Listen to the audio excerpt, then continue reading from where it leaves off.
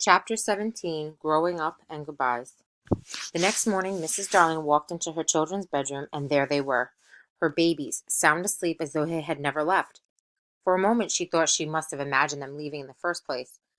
If it were not for Mr. Darling asleep in his kennel, she wouldn't have been sure. Of course, the children were only pretending to sleep.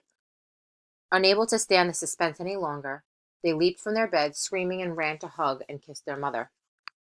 At the commotion, Mr. Darling crawled sleepily out of his kennel. Nana came running into the room as well. Outside, watching the Darling family reunion from a tree nearby, a little boy named Peter shed a tear. He would never know such happiness again, he thought. The other lost boys were a different story. Wendy had hidden them downstairs, but she summoned them now. She made them stand in a row in front of her mother. She wished they were not still wearing their pirates' clothes. "Please take us in," the little pirates begged. "We don't eat a lot," Nibs said. "Of course we will have you," Mrs. Darling cried at once. But Mr. Darling frowned. "It's an awful lot of boys," he said. Really, he just wished Mrs. Darling had not answered without asking him. "I just wish people wouldn't treat me like a nobody in my own house," he explained. "We don't think you're a nobody," Toodles cried, and the others agreed. "You're everything to me," Mrs. Darling whispered to him. Happy, Mr. Darling said he supposed they could make room somehow. As for Peter, he was still outside, lingering. Wendy saw him and walked over to the window. "Oh, hello," he said casually, as if running into Wendy were a mere coincidence. "Peter," Wendy said, "please come inside. My parents will be happy to adopt you." Mrs. Darling came over and stood beside her daughter. "It's true," she said. "You would send me to school and expect me to grow up," Peter accused. "Deny it." But Mrs. Darling couldn't. "I knew it," cried Peter. "Keep back, madam. No one is going to catch me and make me be a man. I'm going back to Neverland." "But I'll miss you so much," she said. "I brought back the boys. Perhaps that's enough." "Maybe I should go back with you." Wendy turned and looked at her mother. "Oh, no," Mrs. Darling cried quickly. "But he needs a mother." "So do you, sweetheart." Mrs. Darling could see that her decision pained Wendy and Peter, and so she agreed that Wendy could return to Neverland for 1 week a year to help Peter with the spring cleaning.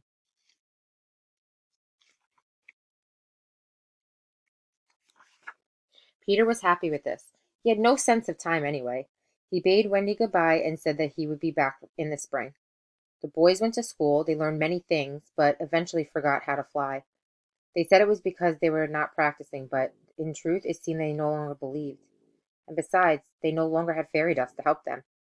Michael held on to his belief far longer than the others, and Peter did come back as he promised, at the first sign of spring.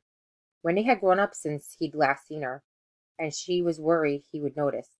He didn't. As usual, he talked and thought mainly about himself.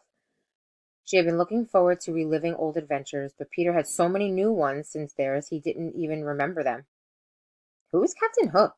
he asked. "You don't remember killing him and saving all of our lives?" "I forget them when they're gone," Peter replied.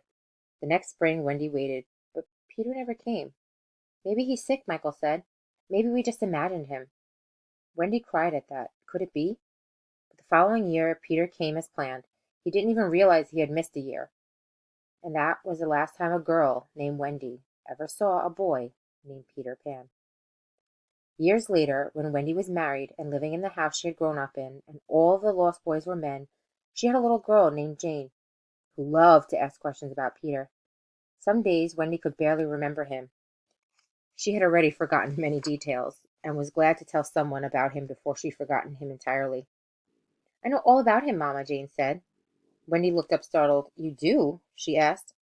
"I know him too," Jane said. Of course she did, Wendy realized, smiling sadly. All children did. One day Wendy was sitting on Jane's bed. She had just finished putting Jane to sleep when Peter flew through the open window and dropped to the floor. He was the same as ever. "Hello, Wendy," he said, as though no time has passed. "Where are John and Michael?" He looked down at Jane. "Who's that asleep?" "Peter," Wendy said gently. "That's Jane, my daughter. You two have already met in her dreams, if I'm not mistaken." Peter wouldn't meet her eyes. He didn't want to admit that Wendy was all grown up. "I don't know what you're talking about," he said firmly. "It's time for spring cleaning, and you promised to come." "I can't," Wendy said. I don't remember how to fly. I'll teach you again. Peter seemed about to cry. Wendy stood up and hugged him. But when she did, she loomed so tall above him, obviously a grown-up, that his eyes opened wide, and in alarm he gasped. It's true, Peter, she said. I'm grown. No, you promised. I couldn't help it, she said. I'm married now, and a mother. Peter started to cry, so Wendy went downstairs to get him some warm milk. While she was gone, his sobs woke Jane.